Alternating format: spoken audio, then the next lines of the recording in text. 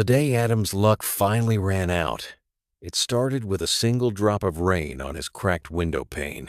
He was a creature of habit, and that habit was counting quarters every evening, a ritual he performed with the quiet desperation of a monk. The window, long since broken by a stray baseball, was his only source of light. He lived in a room no bigger than a closet, the walls stained with years of neglect, and the floorboards so warped they felt like waves under his feet.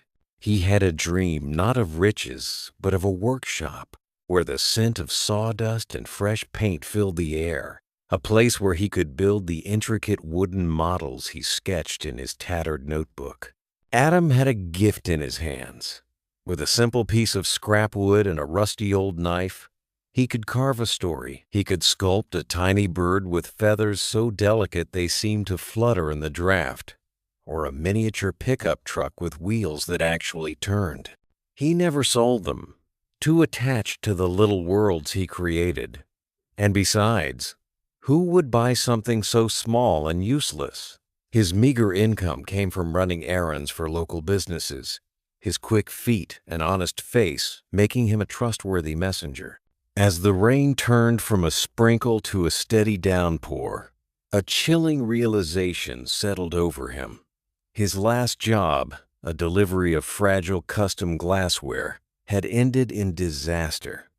A slip on a puddle, a box tumbling to the ground, and the sound of a dozen dreams shattering at his feet.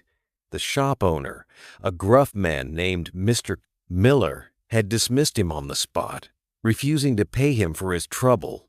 Now, with no money for rent or food, and the relentless rain mirroring the emptiness in his stomach, Adam felt the weight of his poverty like a physical burden.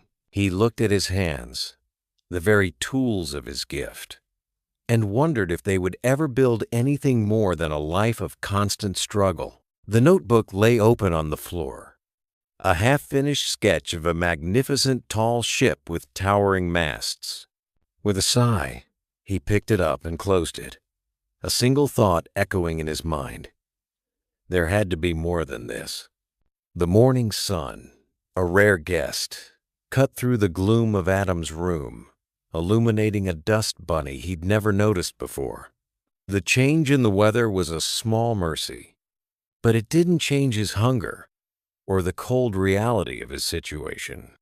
He had no choice but to venture back out into the city.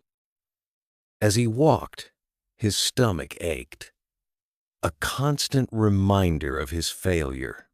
He found himself wandering into a part of town he rarely visited, a small street lined with antique shops and independent bookstores. It was here that his luck, in its own strange way, decided to return. Outside a small, cluttered bookstore named The Curious Tome, a stack of old wooden crates sat by the curb, marked with a handwritten "free" sign. Most people passed them by, seeing only junk, but Adam's hands felt a familiar tremor. He knelt down, his fingers tracing the grain of the weathered wood. It wasn't just any wood.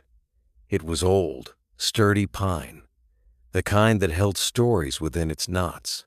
He pulled a few pieces from the pile, a crooked plank and a small, splintered block.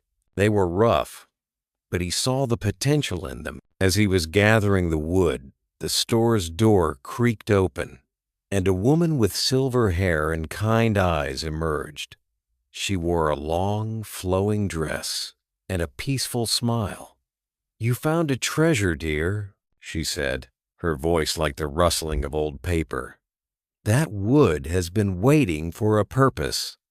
Adam, embarrassed, mumbled a thank you. "My name is Eleanor," she continued, "and that is my mess. I'm afraid I'm clearing out my storage room." Adam held up the block of pine. I could carve something with this, if that's all right." Eleanor's smile widened. "It's more than all right." "It would be an honor. Tell me, what's your name?" Adam hesitated, a lifetime of being overlooked making him shy. "Adam," he replied. She looked at his calloused hands and the hopeful glint in his eye. Adam, she said, as if testing the name. When you've finished, bring me what you've made. I'd love to see it. It was a simple offer, a small, kind gesture. But to Adam, it felt like the first breath of fresh air after a long, suffocating storm. Adam returned to his room, the wood clutched in his hands as if it were a rare jewel. He found his rusty knife, its edge dull and chipped, and a small piece of sandpaper he'd salvaged from a construction site. With the rain now a distant memory, he worked with a focused intensity that silenced his hunger. The splintered pine block transformed under his touch. The first few cuts were tentative, but as the wood began to reveal its hidden shape, his confidence grew. He wasn't just carving. He was listening to the grain, coaxing a form from within. For hours, the only sounds were the whisper of the knife, the soft rasp of sandpaper, and Adam's quiet, satisfied sighs. The block became a bird, a small wren with its head tilted, as if in mid-song. He carved the feathers with a patience born of deep affection, each one a testament to his skill. The tiny beak was a work of art, and the 2 pinpricks of charcoal he used for eyes gave the bird a look of vibrant life.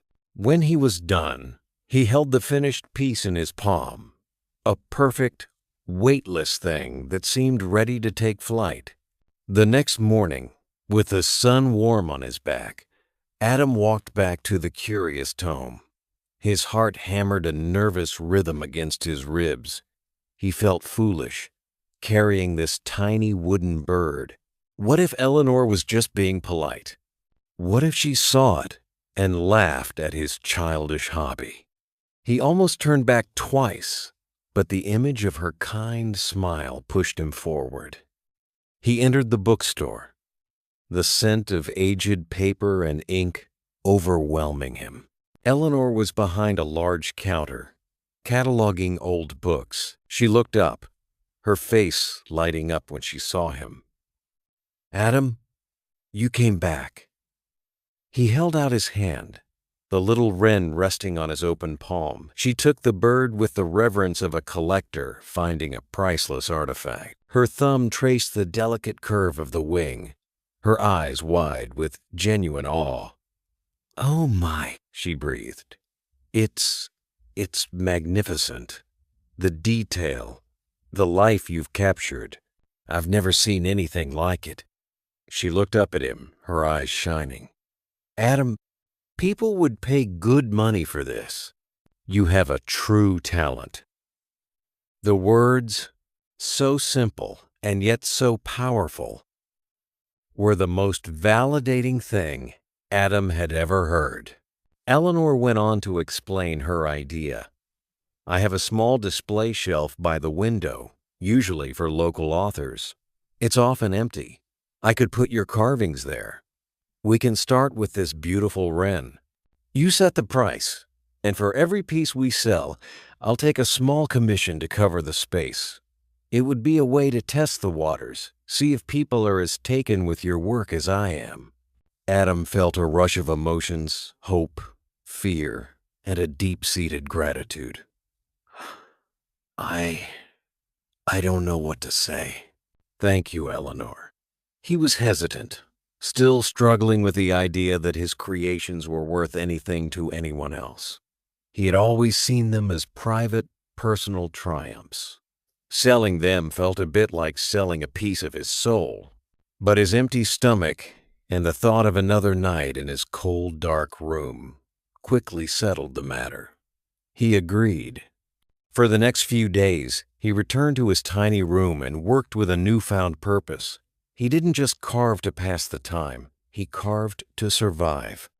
The old rusty knife felt different in his hand. Now it was a tool of commerce, a key to a new life. He created a small owl with wise, round eyes and a squirrel with a bushy tail, each one more detailed than the last. He brought them to Eleanor, and she arranged them on the shelf with pride, labeling them simply Wood Carvings by Adam. His first customer was an elderly woman who came into the bookstore every Tuesday to buy a new mystery novel. She spotted the wren immediately. She picked it up, her gnarled fingers caressing the smooth wood, and her eyes lit up with a childlike wonder. "Oh, it's just lovely," she said, pulling a $5 bill from her purse. Adam, who was helping Eleanor move a stack of boxes, watched in stunned silence as the woman handed over the money. Eleanor smiled, handed the woman the carving, and then gave Adam his first taste of success. He held the crisp bill in his hand, a physical symbol of his worth, and for the first time in a very long time, he felt something other than desperation. He felt hope. The $5 bill felt heavier than any money Adam had ever held. It wasn't just $5. It was a vote of confidence, proof that what he did mattered to someone else. He didn't spend it right away. He carried it around, a folded talisman in his pocket, a constant reminder of that first moment of validation. The next few weeks were a blur of work and quiet triumph. He sold a dozen more carvings, a family of chipmunks, a tiny bear cub, a leaping fox. Each sale filled him with a quiet joy and provided him with something he hadn't had in years: stability. He was able to buy real food, and more importantly, he could invest in his craft.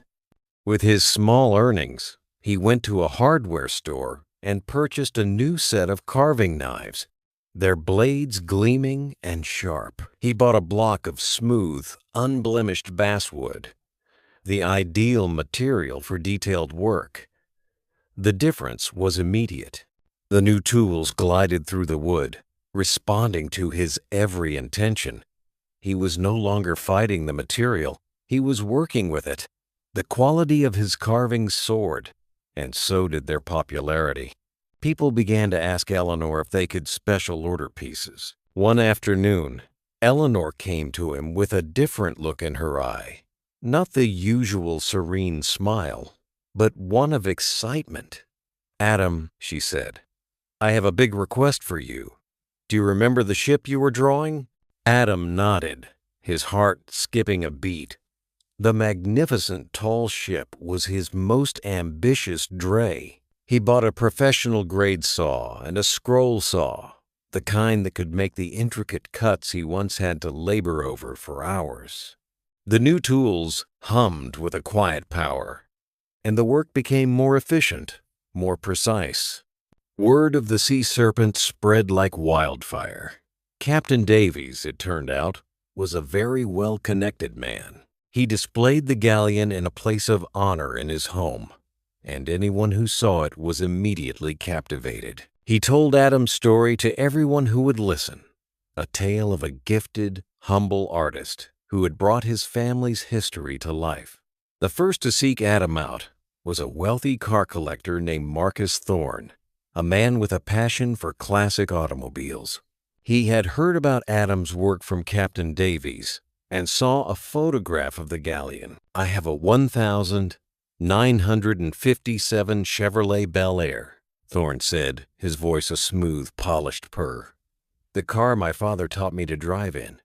It's been restored to pristine condition. I want a model of it, perfect to scale.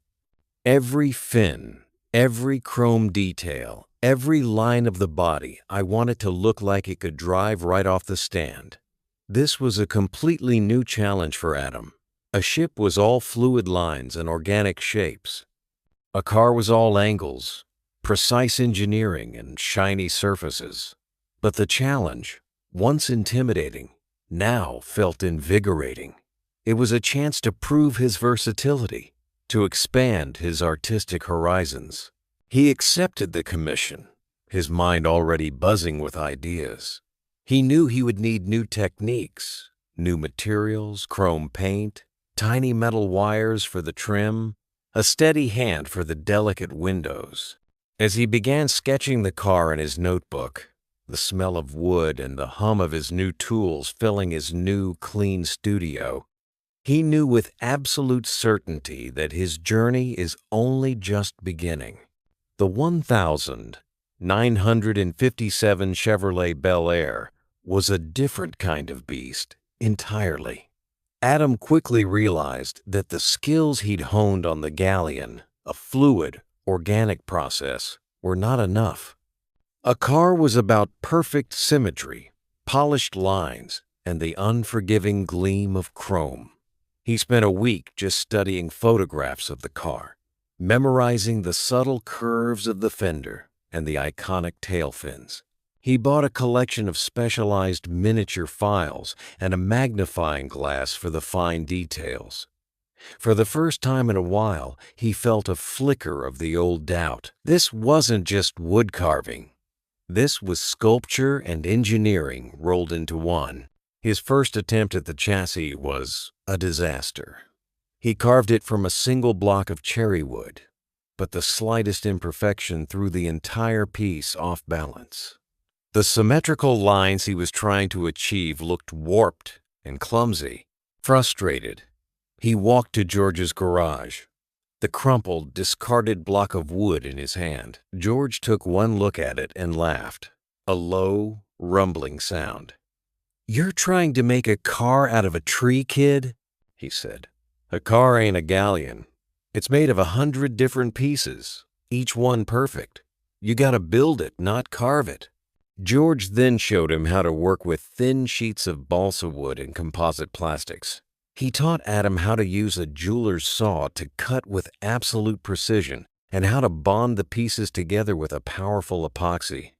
He even showed him how to use a small airbrush for a flawless paint finish. The process was painstakingly slow, a jigsaw puzzle of microscopic pieces. But Adam's hands, so used to the feel of wood, adapted with surprising speed. The most challenging part was the chrome trim. He tried silver paint, but it looked dull and lifeless. He tried chrome-colored metal, but it was too thick to work with. He was about to give up when Eleanor, hearing about his frustration from George, came to the workshop with a small, flat box. Inside were sheets of a material she'd found in an old craft store, a paper-thin, mirrored adhesive film. It was meant for scrapbooking, but Adam looked at it and saw the glimmer of a solution. He practiced cutting and applying the tiny strips, his hands steady, his concentration absolute. The finished piece looked like genuine chrome, reflecting the light with a startling, realistic shine. He was building his dream, one tiny, perfect piece at a time.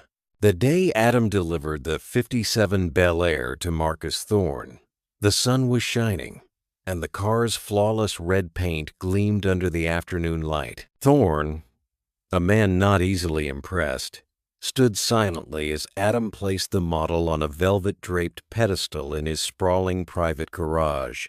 The miniature car looked like it had been shrunk by a magical force, its every curve, every window, every bit of chrome trim perfect.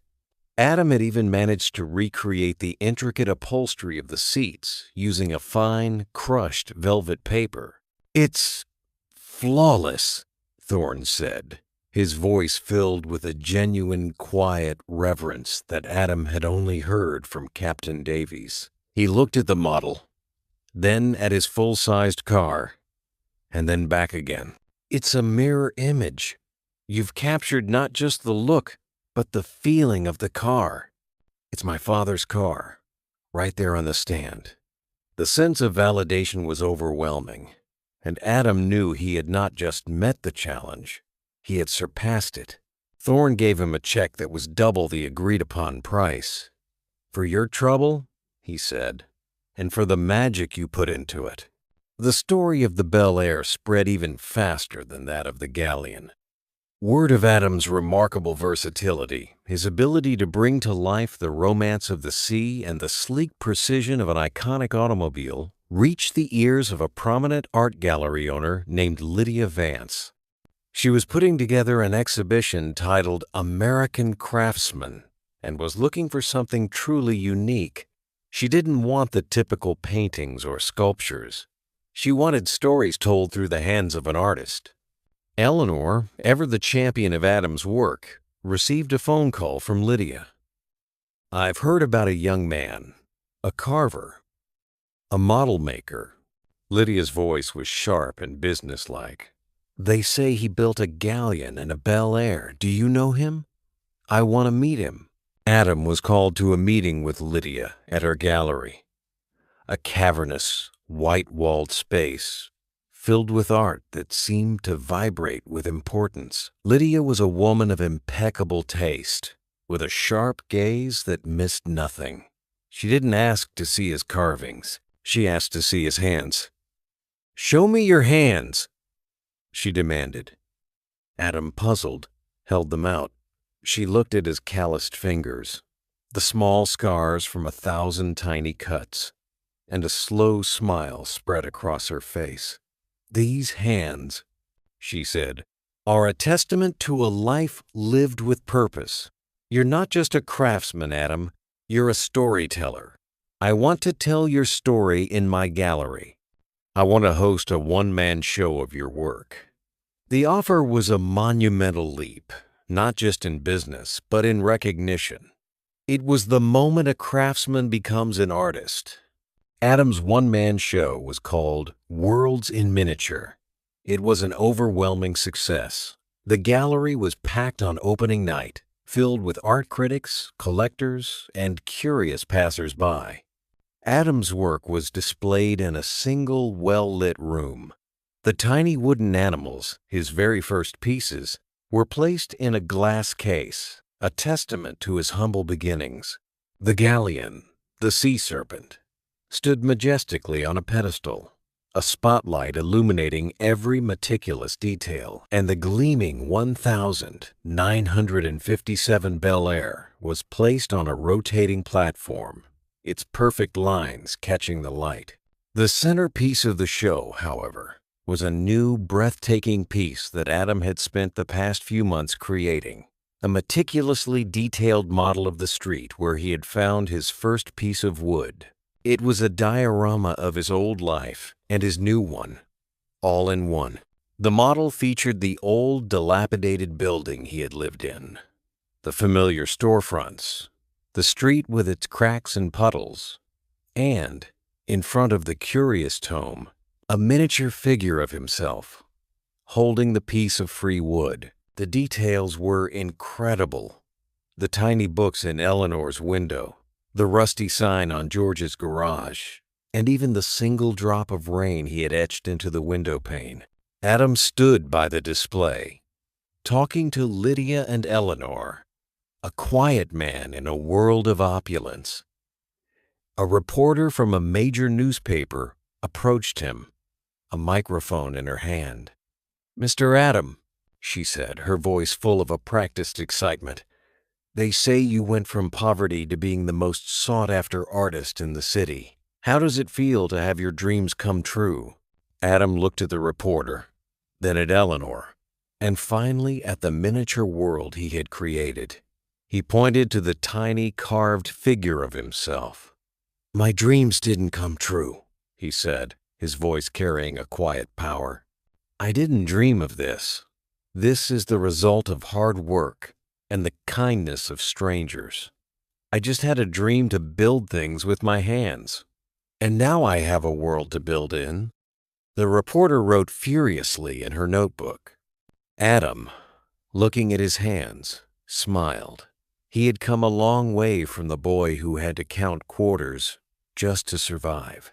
He was a man with a purpose, a man who built worlds, one tiny, perfect piece at a time.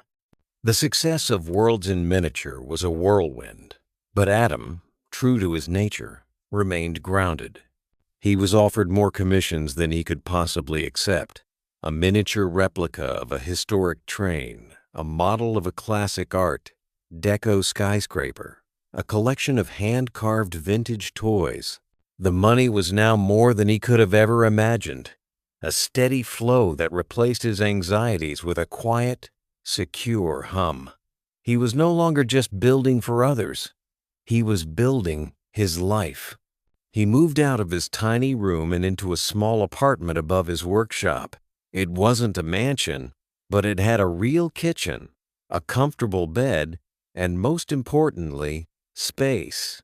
The window no longer had a crack, and the rain, when it came, was a comforting sound. He invited Eleanor and George to a dinner in his new home, a small gesture of gratitude for the two people who had. The student, whose name was Sarah, asked him, "They call you the memory maker. What's the most important memory you've ever built?" Adam smiled, a slow, gentle smile that creased the corners of his eyes. "The one I'm building now," he said. He reached into a small wooden box and pulled out a half-finished model of a large, beautiful house. "This is for Eleanor," he said. "It's a replica of her bookstore, but I'm building it with the door wide open and tiny, invisible figures of everyone she's ever helped walking through it. The old woman with the wren, the sea captain, Marcus Thorne, and me." Sarah looked at the half-finished model, a work in progress, and understood. The most important story Adam was telling wasn't about his own life. It was about the lives of the people who had helped him along the way. His greatest success was not the money he had earned or the fame he had achieved. His greatest success was the world he had built, a world of connection, of purpose, and of gratitude. And he was still building it, one piece at a time. Adam's final piece for Eleanor became his masterpiece. He worked on it for months, pouring all the wisdom and skill he had acquired into the miniature bookstore. He built every single shelf, carving and painting tiny books, each with a unique, unreadable spine. The small counter, the one where Eleanor had first offered him hope, was so detailed you could almost see the faint scratches in the wood. He built a miniature figure of Eleanor herself, her head tilted slightly, a serene smile on her face, just as he had first seen her. He then began the invisible figures. He didn't carve them from wood or plastic. Instead, he created small, empty spaces in the diorama, strategically placed in the light and shadow. The first was a spot by the window, where the first woman had stood to admire the wren. The second was at the counter, where Captain Davies had laid out his blueprints. The third was in the corner, where Marcus Thorne had stood admiring the galleon. He even placed a small vacant space on the street outside, where a miniature version of himself had once stood, clutching a piece of wood. When the piece was finally complete, he called Eleanor and George to the studio. He didn't say a word. He simply gestured to the model. Eleanor, who had seen his work for years, gasped. She saw the familiar facade of her bookstore, and then, as she looked closer, she saw the empty spaces. "Adam," she whispered, her voice full of a sudden, profound understanding, "you've built our stories." George, gruff as ever, simply nodded, a single silent tear running down his weathered cheek. Adam looked at his work, a quiet, contented smile on his face. He had come full circle. He had started with a story he wanted to tell, and he had ended with a world that told the story of everyone else. He had found his purpose not in what he built, but in who he built for. And in the end, that was a success more valuable than any amount of money or fame. Adam's final days were spent not in solitude, but surrounded by the quiet hum of his workshop, the scent of wood, a constant, reassuring presence. He no longer took new commissions. Instead, he worked on a collection of his own, a series of miniatures that chronicled his own life. There was a tiny replica of his cracked window pane, with a single, perfectly carved drop of rain on it. There was a miniature version of his old closet-like room, complete with a tiny, half-finished sketch of a tall ship on the floor. He built a model of George's garage, with a tiny, grizzled figure working under a hood. He even made a miniature version of Eleanor, sitting in her bookstore with a cup of tea, her hand resting on a stack of books. He finished the last piece on a clear, sunny morning. It was a miniature model of his current studio, with a figure of himself at the workbench, his hands resting on his work.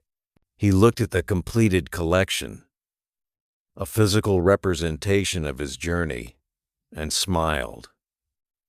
His life, he realized, wasn't a story of going from rags to riches. It was a story of a boy who found his purpose, a man who learned the true meaning of success. It wasn't the money or the fame, but the lives he had touched and the worlds he had created. He had found his place in the world, not by becoming something he wasn't, but by embracing who he truly was.